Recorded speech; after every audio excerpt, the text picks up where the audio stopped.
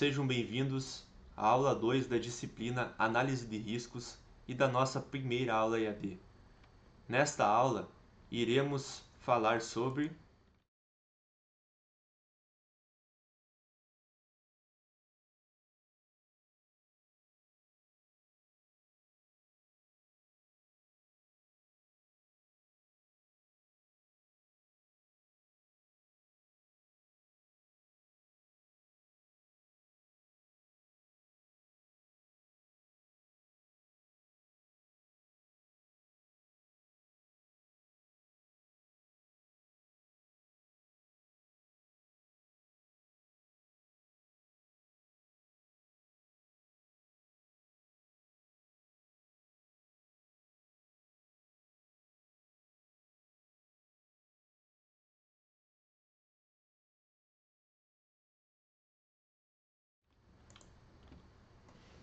a percepção de riscos.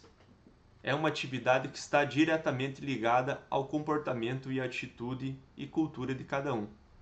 A percepção de risco diz respeito à nossa capacidade de perceber uma situação perigosa e de reconhecer o risco que essa atividade ou essa exposição oferece. Com o passar do tempo, à medida com que ganhamos a vivência e acumulamos aprendizado e experiência de vida, a nossa percepção de riscos ela aumenta gradativamente conforme essas nossas vivências. Então, podemos observar a imagem ao lado. Quando nos remetemos à nossa infância, por exemplo, ou quando éramos criança, podemos perceber que a nossa percepção de risco ela era totalmente diferente à percepção de risco que temos hoje. Então, naquela época, não tínhamos a noção ou a vivência suficiente para reconhecer o que era um perigo e o que era um risco, e o quanto de dano aquela situação perigosa iria nos causar. Então, podemos, na imagem ao lado, ver diversas situações que poderíamos ou estávamos então expostos a riscos. Então, podemos concluir que o mesmo acontecerá em um ambiente de trabalho. Quanto mais treinamos, discutimos e refletimos segurança, maior será a nossa maturidade de percepção de riscos. Então concluímos este slide com a seguinte frase: a percepção de riscos se desenvolve com o tempo, com o aprendizado e com a cultura de segurança. Ninguém nasce sabendo que é perigoso, contudo, nós aprendemos a enxergar o risco. Nós, como técnicos em segurança ou futuros técnicos em segurança, seremos papel fundamental nessa busca de aguçar a percepção de risco dos indivíduos em diversos ambientes de trabalho e buscar fazer com que a percepção do risco e do dano seja percebida da forma mais clara possível, para que a gente tome, junto com os indivíduos expostos, soluções técnicas que possam mitigar a situação ou o ambiente que possa vir a causar um acidente ou uma doença. No slide a seguir, iremos passar pela definição do que é percepção. Então, percepção nada mais é do que o reconhecimento e a interpretação significativa e coerente da informação sensorial. Então, a percepção ela está totalmente ligada ao ato ou ao efeito de perceber algo. Podemos utilizar a imagem para ilustrar o quanto a informação sensorial daquilo que percebemos está totalmente ligada à forma com que interpretamos e percebemos algo. Então, nessa imagem, dependendo da forma com que a observamos, podemos ter um duplo sentido. Então, aqui não é uma tomada de decisão do que é a visualização de uma imagem correta e de uma imagem errada, mas sim daquilo que percebemos. Então, na primeira observação, podemos, de uma forma mais abrangente, visualizar um casal de idosos, mas, de acordo com a nossa fixação e a nossa percepção de risco, nós podemos mudar o que a gente define como entendimento da imagem. Então, se olharmos mais ao fundo, podemos ver uma pessoa escorada em uma porta, em uma saída. Podemos aqui perceber que passamos a identificar um homem tocando um instrumento, aqui uma mulher segurando um jarro de barro, podemos aqui ver um outro objeto. Então, conseguimos aqui perceber nessa imagem que percepção nada mais é do que o ato de perceber diferentes perspectivas ou de termos diferentes percepções sobre uma imagem em um ambiente. A percepção, ela está ligada os nossos sentidos, o ouvir, o tocar, o ver, o cheirar, o sentir, e através dos nossos sentidos iremos interpretar essa informação e decidir muitas vezes o que fazer. Podemos afirmar então que percepção ela vai variar de pessoa a pessoa, que cada pessoa percebe uma situação de maneira diferente, que as nossas ações, emoções, pensamentos e sentimentos são desencadeados pela nossa percepção e que percepção é o processo que opera constantemente entre pessoa e realidade. Então, vamos novamente fixar o conhecimento utilizando as imagens. Um bonequinho, vamos chamar assim, uma figura aqui, pode estar tendo uma percepção negativa que o copo está da metade, que o copo está pela metade, está tendenciando a não ter mais líquido. Já o outro bonequinho está faceiro por perceber que também há a mesma metade, porém está com a tendência de ter mais líquido. São percepções diferentes, sem senso de julgamento se um ou outro está errado, mas são percepções. Na imagem abaixo, da mesma forma, um indivíduo interpreta que existem 4 barras, já o outro indivíduo tem a interpretação que existe 3 barras.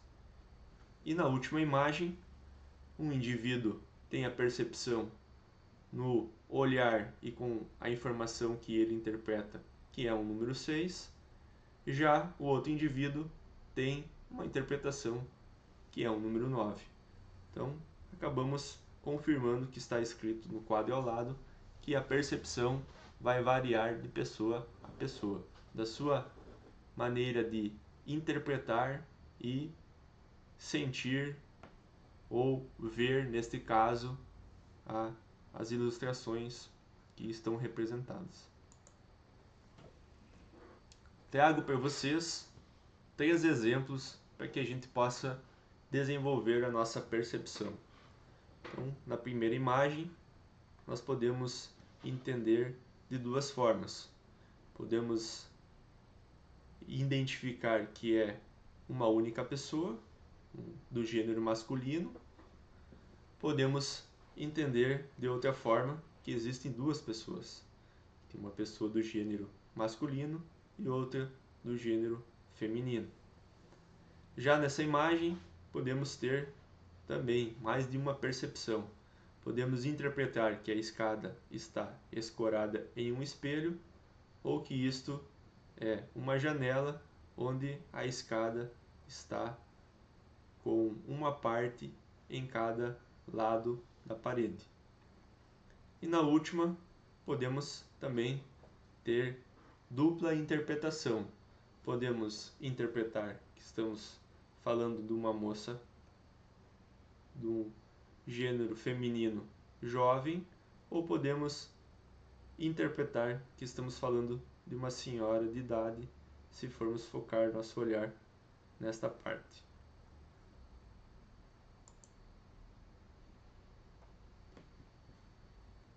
Neste slide, iremos entender o quanto os fatores em diversas naturezas influenciam a nossa percepção. Então, nesse slide, a gente começa a entender que existe múltiplas condições que irão contribuir, ou melhor, irão influenciar a nossa percepção. Começamos, então, pelos fatores fisiológicos. Como exemplo, trago para vocês a fadiga. Então, a fadiga tem por contribuição, nesse caso negativa, a diminuição da atenção e a capacidade de processamento, o que por sua vez irá aumentar a probabilidade de erros. Se tratando também de fatores fisiológicos, devemos considerar a questão da nossa saúde. Com o passar do tempo, nossa visão, nossa audição, ela ficará mais comprometida e a probabilidade de a gente acumular ou sentir mais dor aumenta. Então, isso são fatores fisiológicos que irão contribuir de certa forma com percebermos os riscos que a gente possa estar expostos. Fatores cognitivos e emocionais. Então, como exemplo, trago o conhecimento / experiência. O familiar com a tarefa percebe menos riscos novos. O que isso quer dizer? Que se olharmos para um comportamento de um funcionário que ele está muitos anos desenvolvendo a mesma atividade e trabalha por muitos anos na mesma empresa, o cérebro dele se acostuma com o risco. Ou seja, eu começo a criar vícios ou começo a achar determinadas situações de risco que lá atrás, quando eu iniciava a minha jornada na empresa, eu poderia não achar normal, agora eu passo a achar que aquilo não tem o mesmo grau de risco que se apresentava lá atrás. Então isso é comum. Com o passar do tempo, a pessoa vai ganhando sim expertise com o desenvolvimento da atividade, mas ela passa a aceitar correr mais riscos. Por consequência, a confiança / excesso de confiança, ou seja, ela começa a desenvolver a crença de que nada vai acontecer com ela.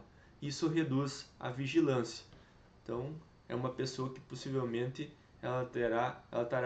estará menos atenta, pois ela se considera já acostumada com a situação das suas tarefas rotineiras.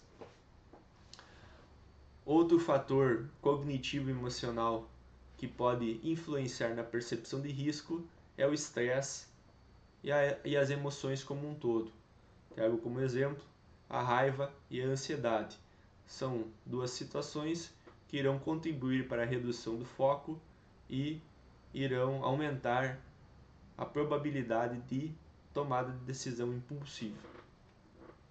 Fatores sociais e culturais.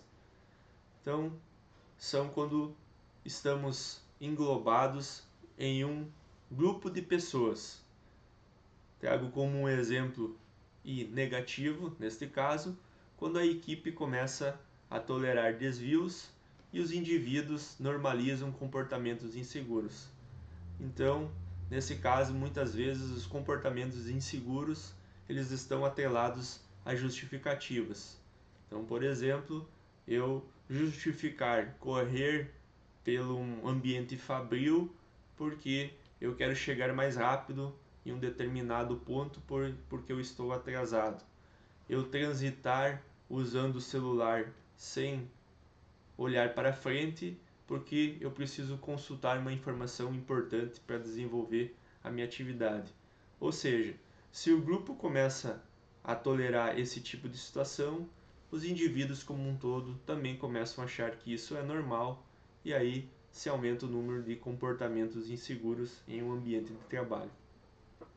Fator muito importante nessa questão que envolve fatores sociais e culturais é a liderança pelo exemplo. Então, o líder ele precisa dar exemplo para que seus colaboradores, seus subordinados passem a também entender que aquilo é importante, não só porque é uma diretriz da empresa, mas é importante porque aquilo é o certo a se fazer.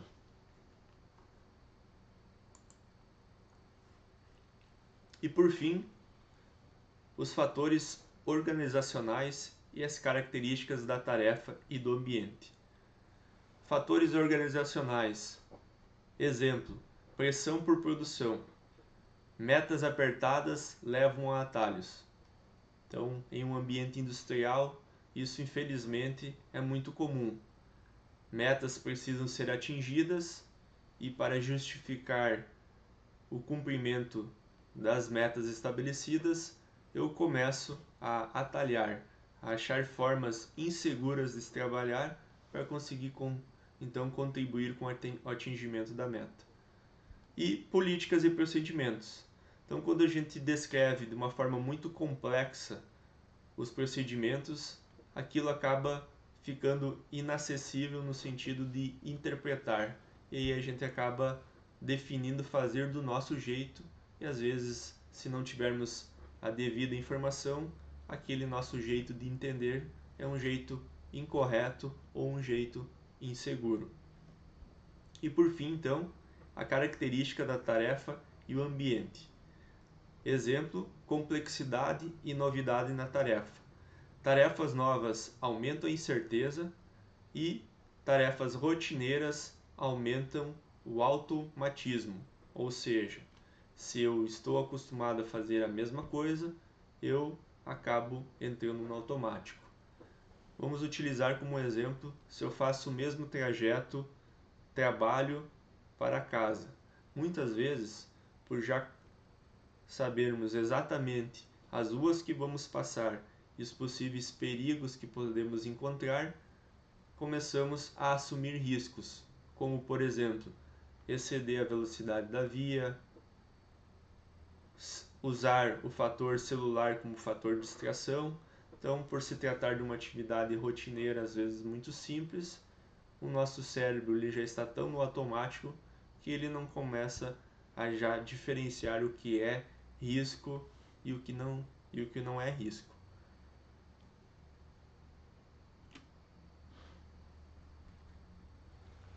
Processos mentais que distorcem a percepção, ou seja, os vieses comuns que encontramos quando tratamos de percepção de riscos. O primeiro deles, normalização do desvio. Se algo está inseguro, é repetido sem consequência e torna-se norma. O que isso quer dizer? Se um funcionário ele tem um comportamento inseguro e ele não é chamado a atenção, não é notificado pela liderança, ele começa a achar que aquilo é normal para ele, é normal para a empresa e que correr riscos começa a se tornar de certa forma viável. Por quê? Porque entra também o risco subestimado por familiaridade, que é o próximo item.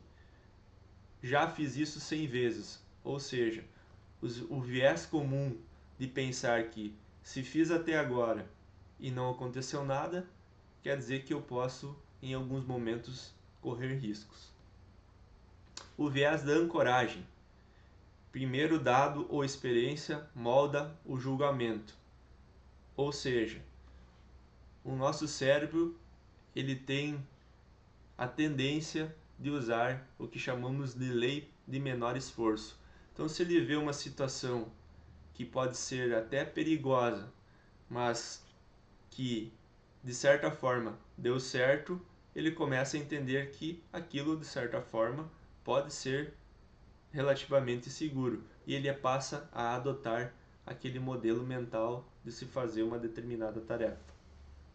O viés da confirmação, quando buscamos evidências que provem que tudo está bem, ou seja, nos preocupamos mais em justificar o porquê fizemos de determinada forma e porquê daquela forma até agora não deu problema, do que gastar tempo e energia em fazer o certo.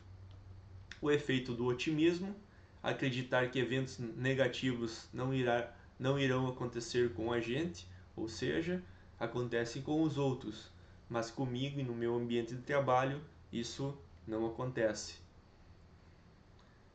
Então, algumas frases comuns que acabamos, infelizmente, ouvindo em nosso ambiente e ouviremos quando precisaremos então exercer nossa função de futuro técnico de segurança é: achamos que isso iria dar certo ou que vai dar certo, nos acostumamos com o perigo e por isso fizemos dessa forma, começamos então a ignorar pequenos desvios e o fator pressa e distração passa a fazer parte do ambiente em que uma atividade está sendo desenvolvida.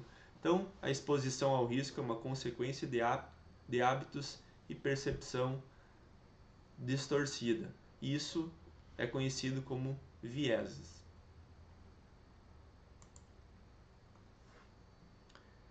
Agora vamos entender como a relação de percepção está ligada com o comportamento humano. Bom, a compreensão da percepção ela é importante para entender e influenciar o comportamento humano.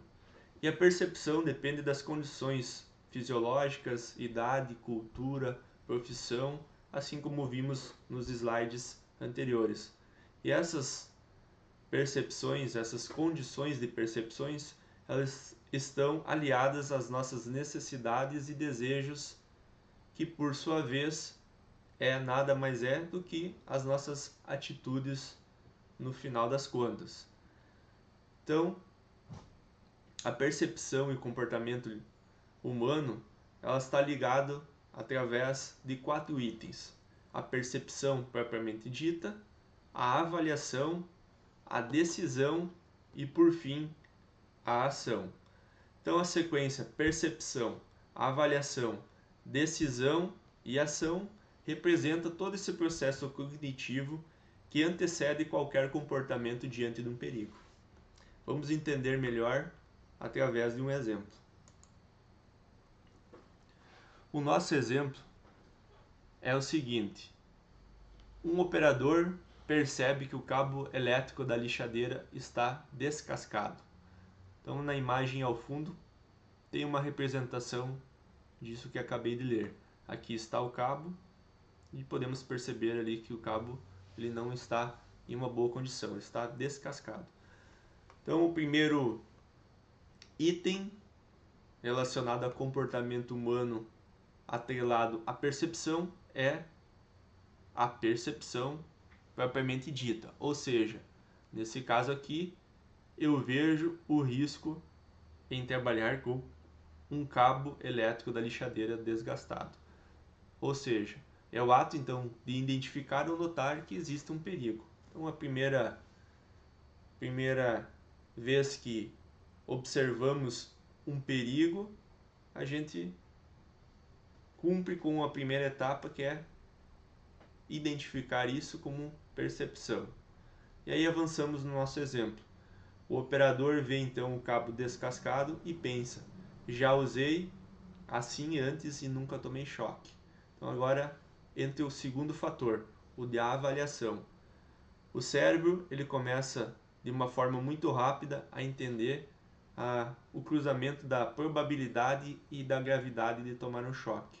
Então, mesmo tendo a percepção que o cabo está descascado e que isso é uma situação perigosa, a gente começa, de certa forma, a avaliar o quão vale a pena, entre aspas, correr riscos, e começa a fazer esse senso de julgamento, no sentido de: isso irá me machucar ou irá me gerar um dano? Se sim, com que gravidade? E é provável que isso aconteça comigo nesta situação? Então, o cérebro começa a agir no segundo item, no item avaliação.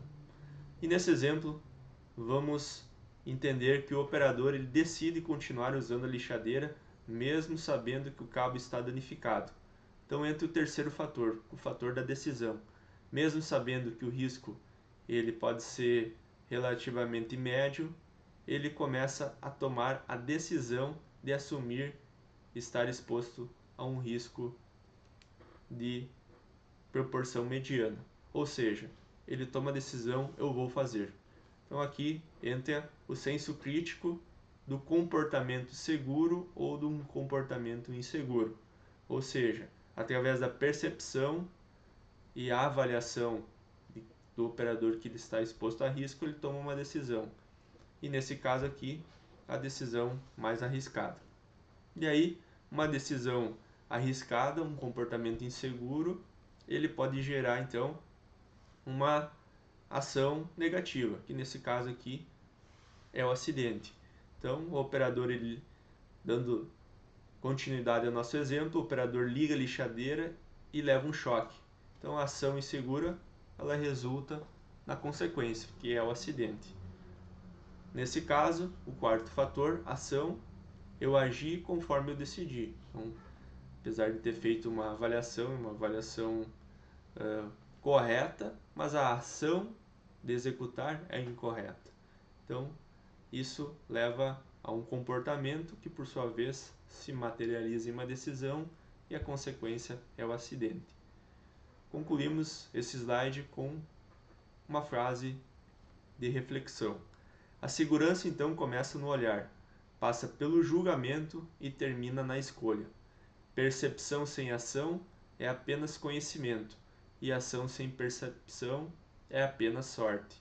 Ou seja, não adianta nós conhecermos do assunto, conseguirmos diferenciar se uma situação ela é perigosa ou não, mas se nós não tivermos a ação de termos um comportamento seguro, de não nos colocarmos em uma situação perigosa que possa gerar um dano.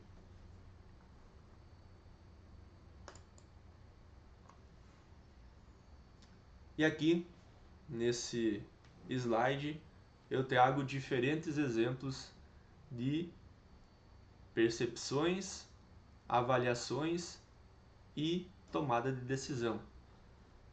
Então, cada uma delas tem uma atividade diferente, uma complexidade diferente, mas uma tomada de decisão errada.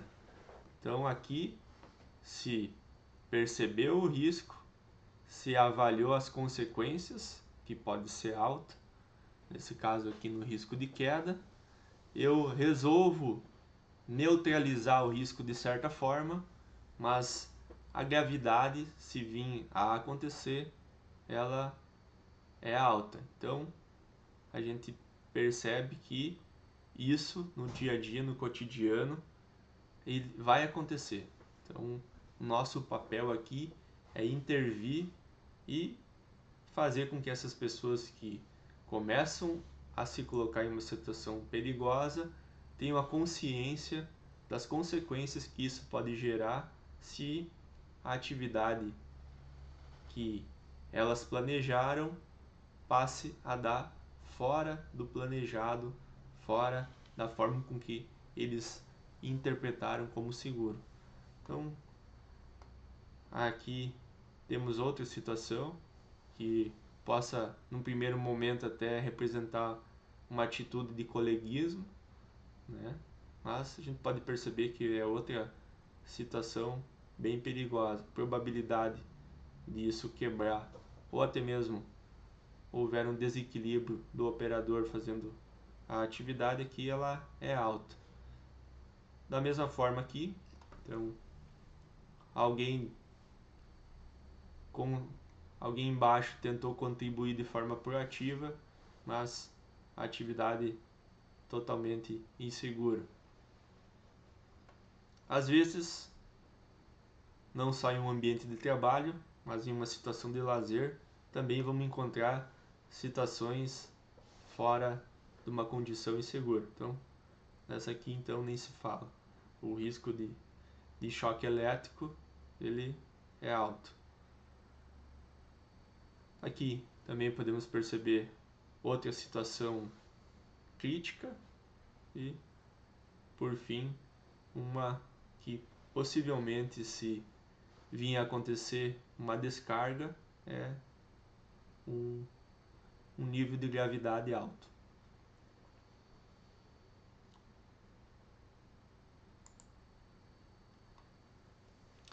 Bom, diante ao que observamos até então, vem a seguinte reflexão: será que eliminar o risco é possível? Nenhuma atividade humana está livre de riscos. Mesmo a mais simples, como caminhar ou acender uma luz, envolve um perigo potencial. Exemplo: caminhar, risco de escorregar, tropeçar, cair de mesmo nível. Acender a luz, risco de choque elétrico por falta de interruptor ou da instalação elétrica. Então, nosso objetivo quanto técnico em segurança do trabalho não é eliminar o risco, mas reduzir a níveis aceitáveis por meio de medidas de controle. O nosso foco então vai ser a identificação dos perigos, a avaliação da exposição, a implementação de controles eficazes e o monitoramento e a revisão contínua de nossos controles. Então, nenhuma atividade ela é isenta de riscos. Por isso, o objetivo da segurança é controlar e não eliminar completamente os riscos. Podemos considerar que toda e qualquer atividade, por menos complexa que seja, haverá um risco. Então, esse slide ressalta bem. Vamos nos preocupar a ter uma boa identificação e interpretação desses riscos e como podemos controlar esses riscos de uma maneira eficaz.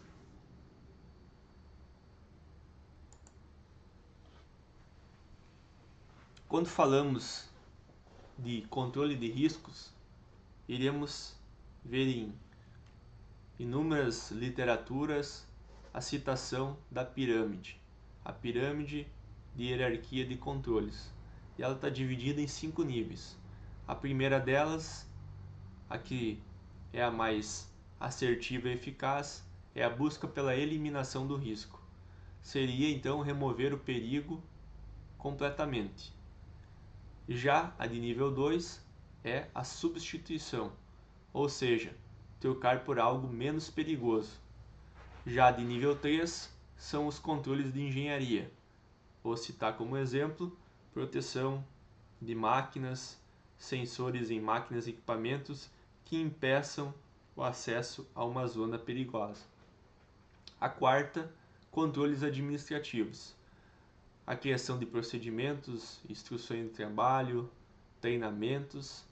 E por fim, a última é o uso de equipamentos de proteção individual. Então, o objetivo sempre é, claro, a eliminação. Nem sempre isso é possível, então a gente começa a ver as alternativas dentro da nossa hierarquia de controle.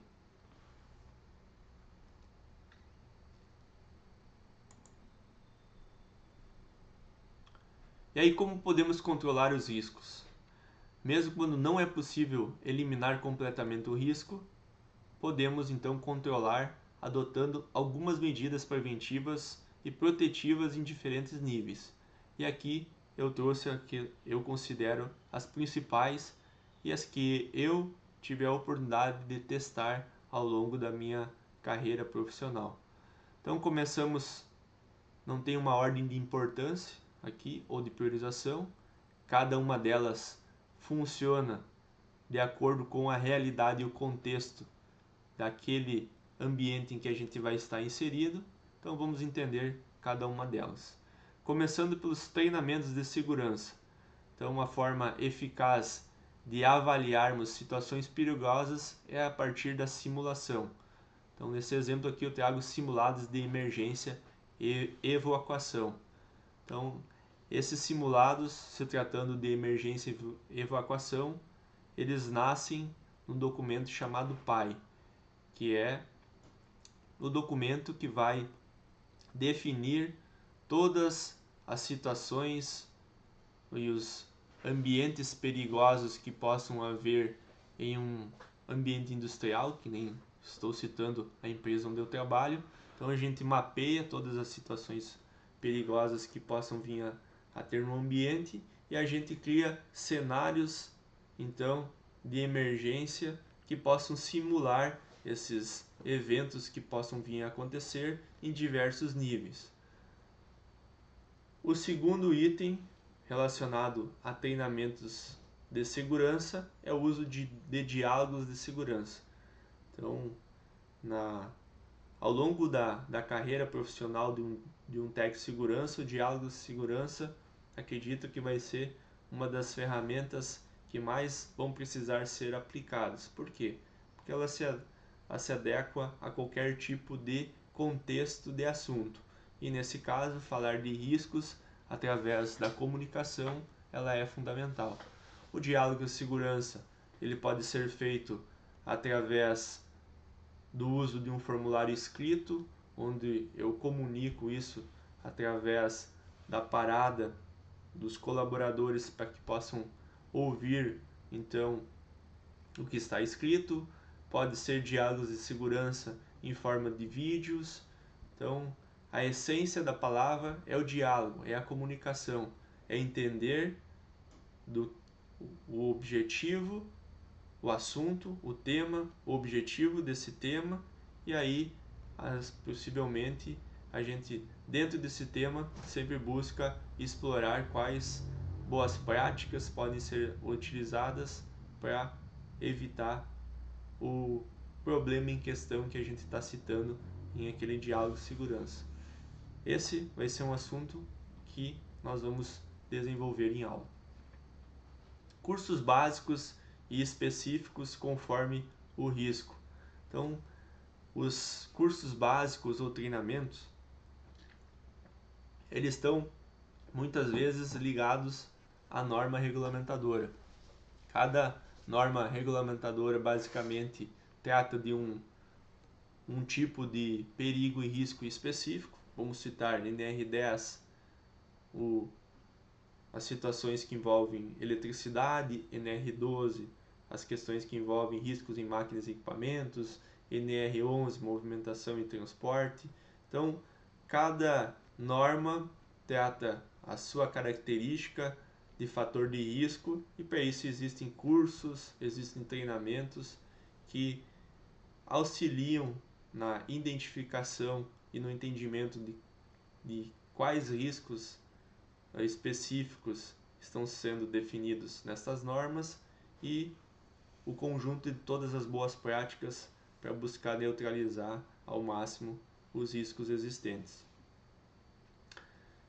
Indo para o segundo item, então, trabalhar segundo as normas e procedimentos. As normas, elas não foram criadas à toa. Então, ao longo do tempo, elas passam por revisões e elas vão amadurecendo com o passar do tempo, de acordo com os acontecimentos que vêm sendo registrados ao longo do período de existência dela. Então, cada vez mais ela busca ser mais rígida para que possa ter meios de controles cada vez mais preventivos e protetivos e com isso evitar acidentes e doenças ocupacionais. Além das normas das NRs, é claro, existem outras, existem os complementos, como por exemplo as NBRs e portarias. Isso a gente vai ver na aula 3 sobre as leis, os requisitos legais que envolvem riscos.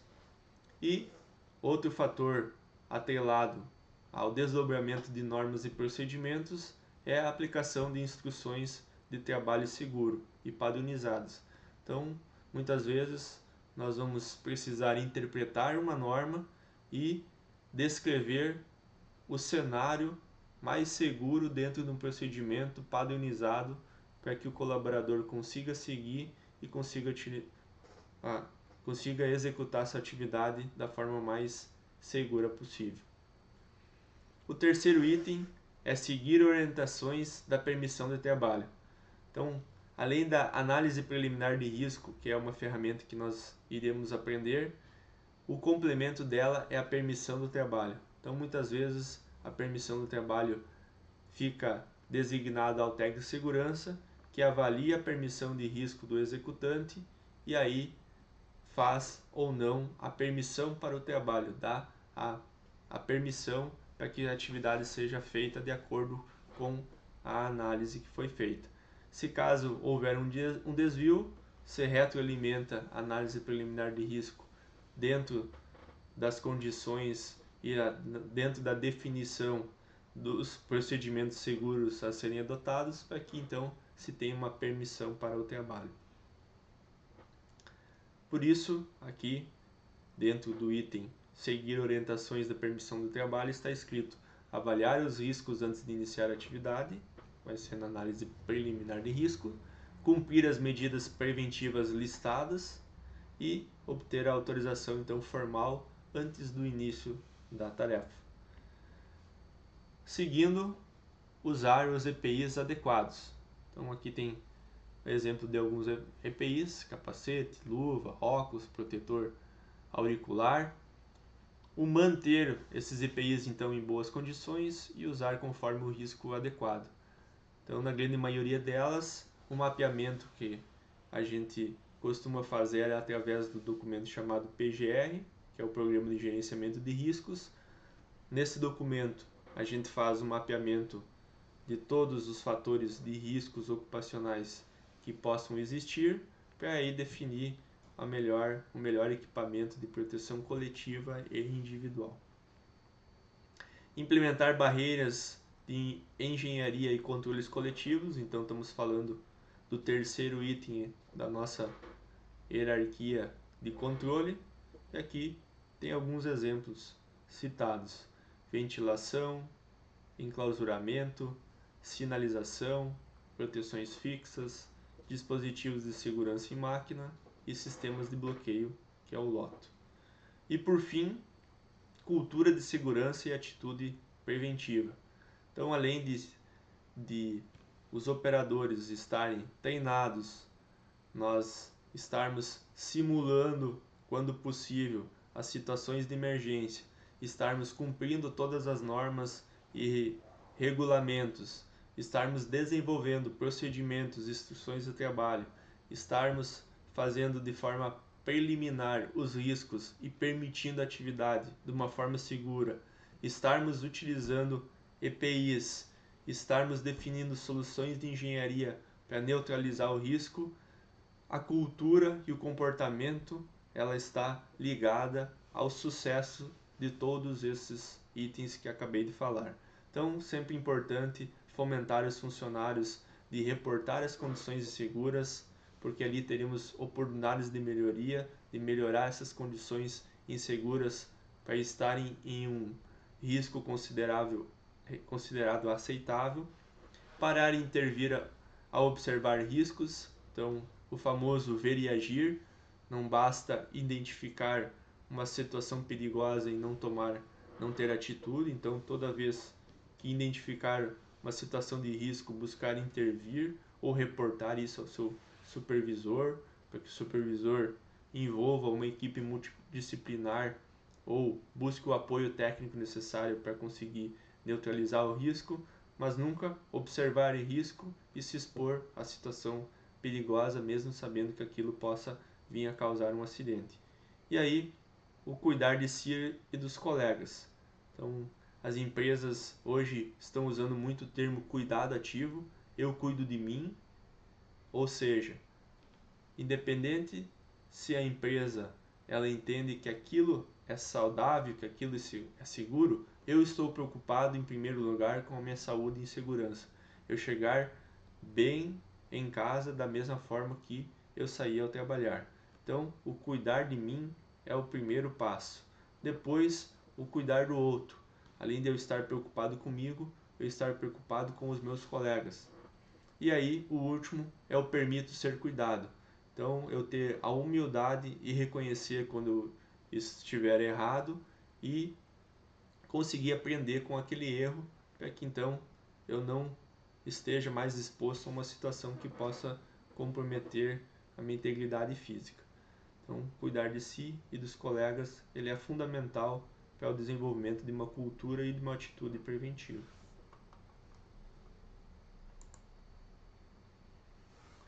E agora vamos para o teoria em prática. Então nessa parte final da aula eu tenho a proposta de a gente fazer 2 exercícios práticos. O objetivo é que vocês desenvolvam ao longo do tempo da aula de hoje, e aí na próxima aula presencial a gente utilizará o horário para fazer a apresentação do exercício. Então, o que é o objetivo aqui, pessoal? O objetivo é que vocês, então, façam a criação e a apresentação, então, de um DDS sobre análise de riscos. Se a gente voltar, estamos falando de uma dessas medidas aqui que acabamos de falar. Considerei o DDS como uma necessidade de exercício prático, porque, como eu comentei, independente do nível de hierarquia que vamos estar trabalhando futuramente, seja sendo um técnico de segurança júnior, pleno, sênior, um assistente, comunicar ele vai ser um fator fundamental. Então, nada melhor do que a gente desenvolver a nossa comunicação, a nossa organização também. Então aqui o objetivo é que a gente consiga desenvolver um template padrão, consiga desenvolver a habilidade de fazer uma boa escrita sem erros, consiga manter um mesmo padrão de formato de letra, fonte. Então que a gente consiga, quando aplicar em uma situação real um diálogo de segurança, para quem recebe aquele documento, aquela informação, precisa passar credibilidade. Então, vamos exercitar isso aqui em aula. E aí, como nós vamos fazer isso? Então, nós vamos identificar e analisar algum risco em um contexto de trabalho. Então, eu deixo livre. Vocês podem simular uma situação fictícia, ou para quem trabalha em um ambiente que consegue identificar uma situação de risco, melhor ainda.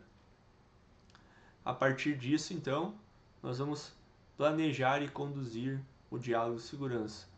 Não vou limitar a número de linhas ou o tema em específico para cada um, então justamente para que cada um, dentro da sua análise, defina o que se sentir mais confortável para falar. E aí o que a gente vai fazer então? A gente vai desenvolver esse diálogo de segurança, e aí vocês irão apresentar na próxima aula. Eu trouxe aqui algumas sugestões de temas, então, risco na operação de máquinas, por exemplo, falar do risco em um torno, prensa, solda, que são as máquinas mais tradicionais em um ambiente industrial. Pode ser o risco em uma atividade em altura, risco com produtos químicos, risco ergonômico, por exemplo, em atividades administrativas. Então eu acabei citando aqui para ajudar vocês a pensar em possíveis temas. Não precisam fazer especificamente nesses, mas aqui foi para ajudar caso alguém não conseguisse pensar em algum. E aí, como o diálogo de segurança ele vai ser apresentado, o objetivo é que os colegas mesmo façam uma espécie de banca avaliadora. Então, aqui tem alguns critérios como sugestão minha, isso a gente irá alinhar na próxima aula, que poderia ser então a clareza e a relevância do tema dentro da nossa área e o contexto, uma porcentagem, a identificação correta dos riscos. Então, após a gente entender o ambiente e o tema que está sendo tratado, nós vamos ver o quão coerente está na identificação de situações perigosas que possam vir a acontecer, a aplicação de medidas preventivas adequadas. Então, se atentem nisso, pessoal. Contextualizem o tema, falem o problema que tem envolvido no tema, mas busquem finalizar a fala sempre propondo soluções. O que nós vamos fazer, então, para evitar a exposição àquelas situações perigosas identificadas. Aí, criatividade e qualidade visual do DDS. Se tiver fotos, vai ser muito mais fácil de transmitir a mensagem do que um texto corrido. Então, aqui sejam criativos. Usem a gestão visual a favor de vocês. Usem símbolos, como eu costumo usar na aula. Usam fotos. Se for não só impresso e vocês quiserem apresentar ele em formato de um DDS em slide para usar alguma animação, fiquem à vontade. E aí, outra observação que estará sendo feito é a desenvoltura de vocês na comunicação, na leitura, na postura frente aos colegas. Então, vocês, naquele momento, serão o técnico de segurança e os colegas serão os trabalhadores que estarão ouvindo o tema. Então, caprichem. E aqui, então, é o primeiro exercício. Vou utilizar como exemplo aqui, deixei um aberto aqui, sobre riscos de produtos químicos, por exemplo. Então, se vocês olhar aqui, é mais ou menos assim. Coloquem uma imagem, aí definam o tema e a contextualização do que vocês querem falar vai ficar livre. Então, se nós for procurar na internet, existem vários exemplos.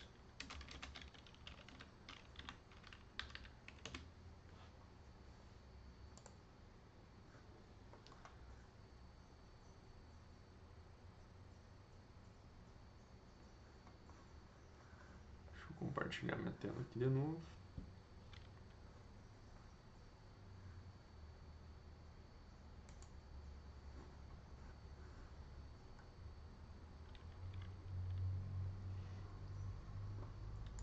Então aqui nós temos diálogos de segurança mais clean, são modelos que chamam mais atenção, então querem usar o recurso do Canva, por exemplo, indico, conseguem já escrever um texto mais limpo, querem escrever em tópicos, também não é problema. Então usem a criatividade de vocês para escolher um tema e desenvolver ele. Não tem problema de fazer a consulta em materiais já existentes, mas tentem evitar a cópia fiel, tentem entenderem, absorverem o conteúdo desenvolvido e aí criam de vocês. Certo, pessoal? Vamos para o entendimento então do exercício 2.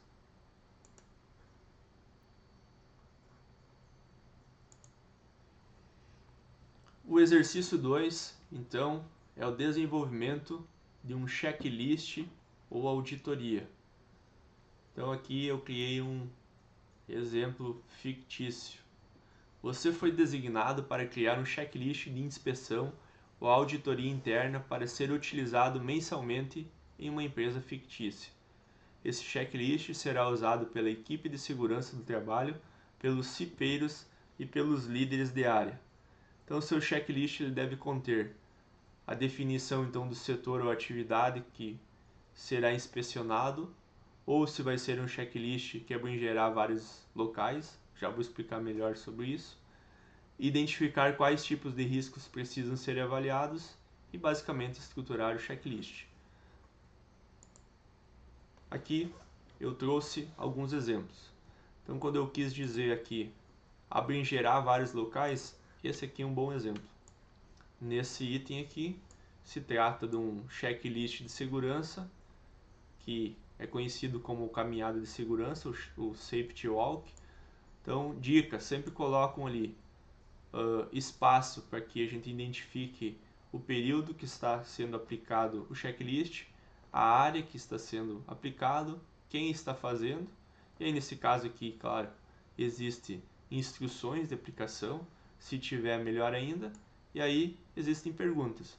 Então vocês podem ver, esse aqui ele não foca em um setor específico, mas ele foca em temas, em diversos temas, ou seja, em diferentes ambientes eu consigo identificar se aquele item ele está conforme, não conforme ou não se aplica. Então vamos pegar aqui o primeiro.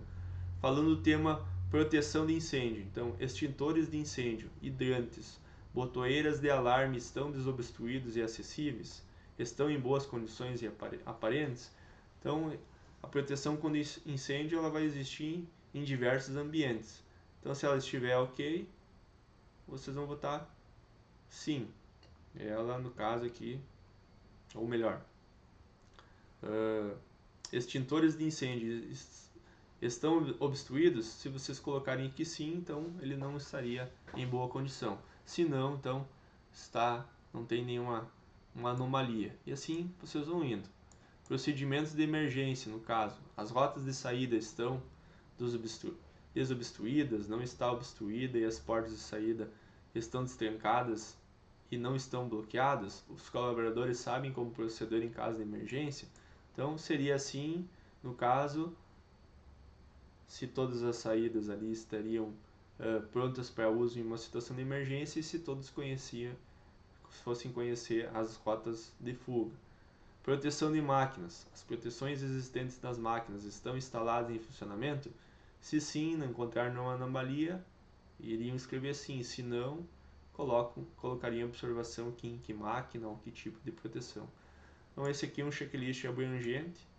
É interessante quando se começa a fazer uma inspeção de segurança em diversos ambientes em uma área,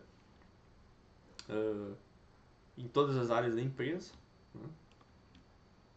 Aqui, nesse exemplo, já é um checklist específico em uma NR, ou seja, então aqui eu quero saber como está a análise de risco, o entendimento do pessoal em relação a NR6, equipamento de proteção individual. Então, da mesma forma, tem uma relação de perguntas, né? A empresa fornece gratuitamente aos empregados os EPIs adequados? Sim, não, parcial, ou no caso, se não fosse se aplicar. Então, nesse caso aqui, vocês iriam justificar. Tem o campo observações aqui, se tivesse a necessidade de complementar algo. Então é outro tipo de checklist.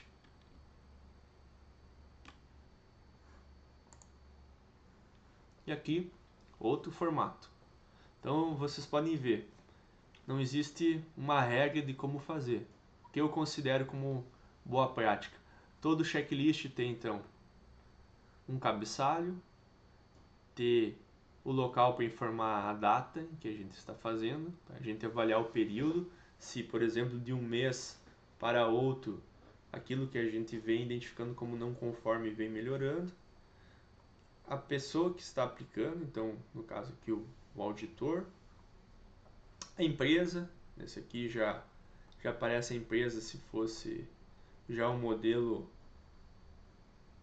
comercializado, digamos assim, né? E então subentende-se que vai ser sempre na mesma empresa, né? Coloca o logo da empresa aqui e aí não há necessidade de dizer qual empresa é. Então, sempre um cabeçalho, sempre o conjunto de perguntas. Então, de novo, ó, para fins de organização já coloca os números aqui para facilmente identificar que tem 26 perguntas. Aqui já, no caso, teria que contar, então isso fica a critério de vocês. E aí vai ter o mais importante, a definição. Aquele item, ele está sim porque está dentro do aceitável, está não. E se não, interessante sempre ter um campo observação ou definir o que fazer no não, né? Em alguns casos pode ser parcial, você pode botar o item parcial, no caso aqui nesse exemplo, ou algum item, por exemplo, não vai se aplicar. Por exemplo, vamos voltar aqui, escadas e plataformas. Essas estão em boas condições e livres de oxidação? A gente botaria não aplicado porque vamos supor que a gente está passando por uma área de pintura, teria escadas, mas agora na área de corte e estamparia, falando do ambiente industrial, já não teria escadas. Então bota que não se aplica naquela área que está sendo feito aquela pergunta no checklist. Nesse aqui já é um checklist que eu considero bem completo. Por quê? Continua tendo a área, inclusive tem o turno, a data de aplicação, quem é a pessoa que está participando. Então, bacana que esse, além do auditor, tem o participante, quem está sendo abordado ou convidado para responder. E aí também está dividido por tópicos. O tópico ambiente de trabalho, ordem e limpeza, questão comportamental. Também facilmente consegue identificar quantos itens tem por tópico. E aí o item, nesse caso aqui, ou ele está ok ou está não ok. Então se ele está ok, tu pode escrever um motivo, da mesma forma se não está ok. E aí vai pintando aqui de que mês é a aplicação dessa auditoria. Então, bacana. Outra forma de aplicar checklist em formato de auditoria. E o mais legal que para cada item citado aqui tem o que se espera em relação à aplicação desse item. Então, vamos ler o primeiro aqui para entender. Sobre ambiente de trabalho, ordem e limpeza. O colaborador mantém a área de trabalho limpa e organizada, sem obstáculos que coloquem em risco a sua segurança? Então essa aqui é a colinha para o auditor. Para ele responder um sim, ele tem que, nesse caso, encontrar o piso limpo, as bancadas sem acúmulo de óleo, água ou outro tipo de sujeira. Ele precisa ver que os materiais estão nos seus devidos locais, que os materiais de equipamento de incêndio, pânico ou afins, eles não estão obstruídos, estão bem identificados e de fácil acesso. Então, se num contexto geral entender que tudo isso aqui está de acordo, se coloca um sim. Então, nesse caso aqui é o exemplo mais completo, porque a gente consegue entender a expectativa que se espera ao colocar um ok. Então, se não está dentro da expectativa a ser alcançada, se coloca um não ok. Então, voltando, o objetivo de vocês, de novo, deixei abrangente, costumo nesses nossos exercícios iniciais não direcionar, porque ainda eu gosto de deixar livre para que vocês busquem aquele tema, aquele assunto que vocês têm familiaridade, para conseguir fazer então o exercício aqui com a melhor qualidade possível. E se eu consigo deixar aberto também, vocês conseguem aplicar aquilo ao ambiente de trabalho. Então, por exemplo, não adianta eu pedir para um de vocês fazer um checklist aplicado para um hospital se vocês trabalham, por exemplo, em uma indústria metalmecânica. Então, estando livre, vocês, além de cumprir com o exercício, vocês, com a atividade aqui proposta, vocês ainda conseguem levar até as empresas de vocês para aplicação. E aqui eu deixo livre a fazer o processo ao contrário. Se vocês, porventura, têm um exemplo da empresa de vocês e vocês querem mostrar a aplicação deles ou querem propor melhorias em cima daquelas perguntas, eu deixo aberto.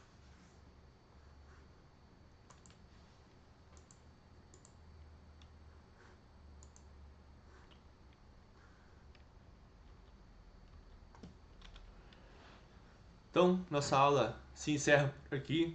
Espero que tenham gostado.